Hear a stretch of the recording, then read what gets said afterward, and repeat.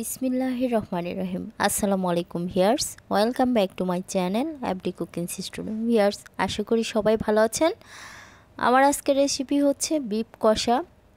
তো সহজভাবে কতটা সুন্দরভাবে এই গরুর মাংস কষা রান্না করা যায় সেই প্রসেসটি দেখাবো ভিউয়ার্স।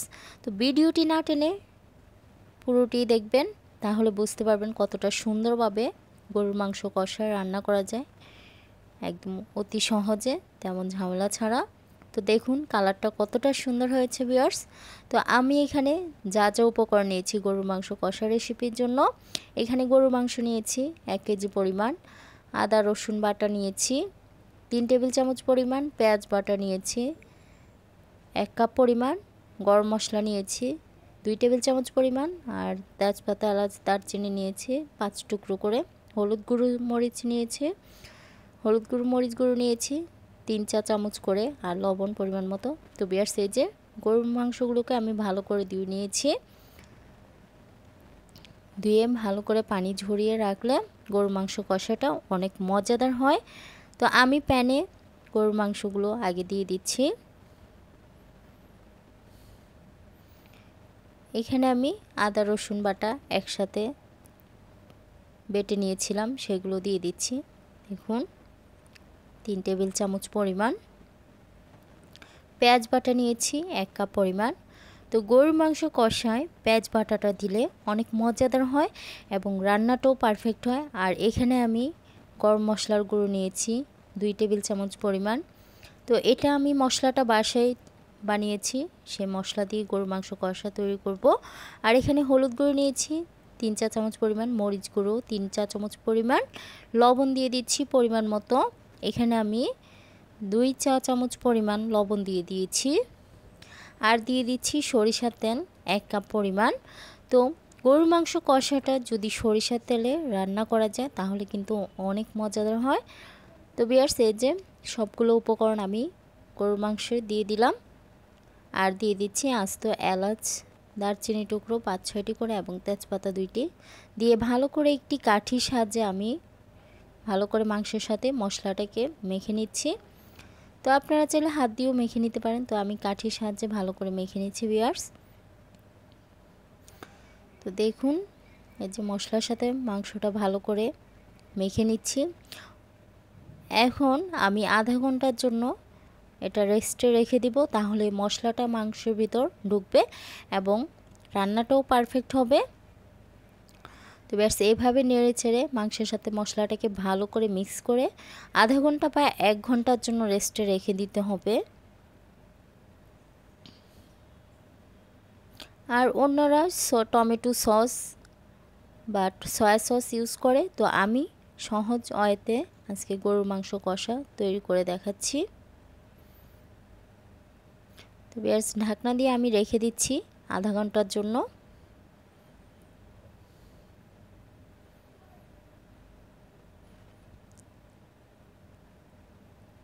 ব্যাস আধা ঘন্টা পর ফিরে আসলাম। এই যে দেখুন কতটা সুন্দর হয়েছে, মাংসের সাথে মশলাটাও ভালোভাবে মিক্স হয়েছে এবং একটু পানি ছেড়েছে, বুঝেই যাচ্ছে। তো দেখলেন তো, এরকম মশলা মেখে আধা ঘন্টা বা 1 ঘন্টা রেস্টে রেখে দিলে মাংস কষাটা কিন্তু অনেক সুন্দর হবে, রান্নাটাও পারফেক্টভাবে হবে। এখন আমি আবারও একটু নেড়ে চেড়ে দিচ্ছি। তো ভিউয়ার্স, এখন পরবর্তী প্রসেসে চলে আসলাম। চুলায় আমি চুলার আঁচটা মিডিয়াম আঁচে রেখে মাংস কষাটি তৈরি করে নিচ্ছি। অনেক মজাদার এই মাংস কষাটি ভিউয়ার্স।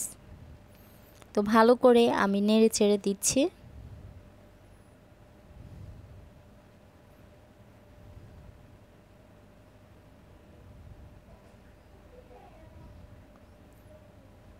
তো বেশ এভাবে চুলার আঁচটা মিডিয়াম আঁচে রেখে ভালো করে নেড়ে চেড়ে মাংসটা রান্না করতে হবে, কোনো পানি দেওয়া যাবে না।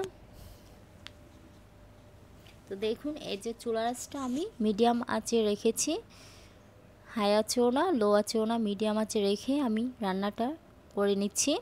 তো এভাবে নেড়ে চেড়ে রান্না করতে হবে, এখন ঢাকনা দেওয়ার কোনো প্রয়োজন নেই।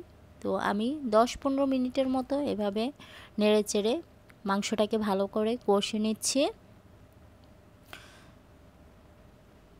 তো তো ভিউয়ার্স এখন 15 মিনিট পর আমি ঢাকনা দিয়ে দিলাম। তো ঢাকনা দিয়ে আমি 10 মিনিটের জন্য রেখে দেব।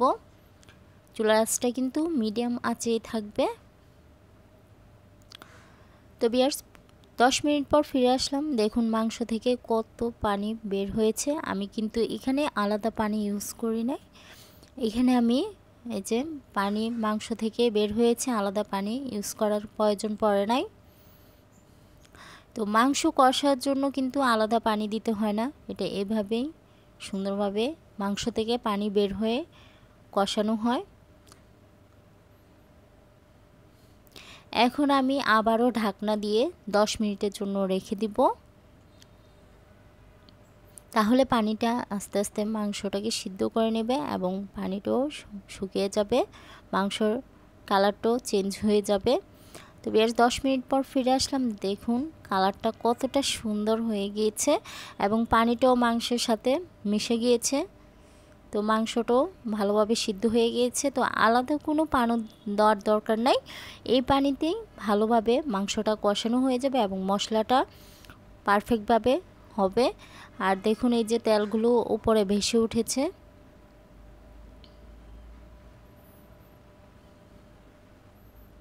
তো দেখুন ভিউয়ার্স কতটা কালার চেঞ্জ হয়েছে এবং রান্নাটা বোঝা যাচ্ছে পারফেক্টই হয়েছে।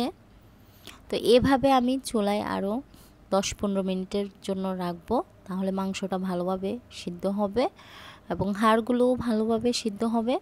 তো বিয়ে বাড়ির মতোই সহজভাবে এই রান্নাটি বাসায় করে ফেললাম, খুবই সহজভাবে। আর আমি এখানে আবারও দিয়ে দিচ্ছি গরম মশলা।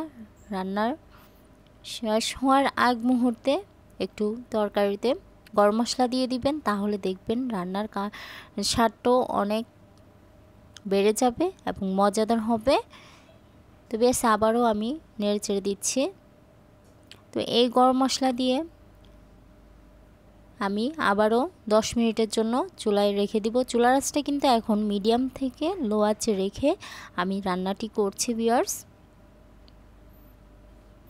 তো সহজ মশলার উপকরণ দিয়েই এই কষা মাংসটি আমি তৈরি করে ফেললাম। অনেকে আবার টমেটো সস, সয়া সস বা বিভিন্ন উপকরণ ইউজ করে, তো আমি সহজভাবে তৈরি করে ফেললাম। এখন 10 মিনিট আমি ঢাকনা দিয়ে চুলার আঁচটা লো আঁচে রেখে রান্নাটি করব। তো বেশ দেখুন 10 মিনিট পর ফিরে আসলাম। দেখুন কতটা সুন্দর হয়েছে, তেলগুলো উপরে ভেসে উঠেছে, বোঝাই যাচ্ছে যে রান্নাটা পারফেক্ট হয়েছে।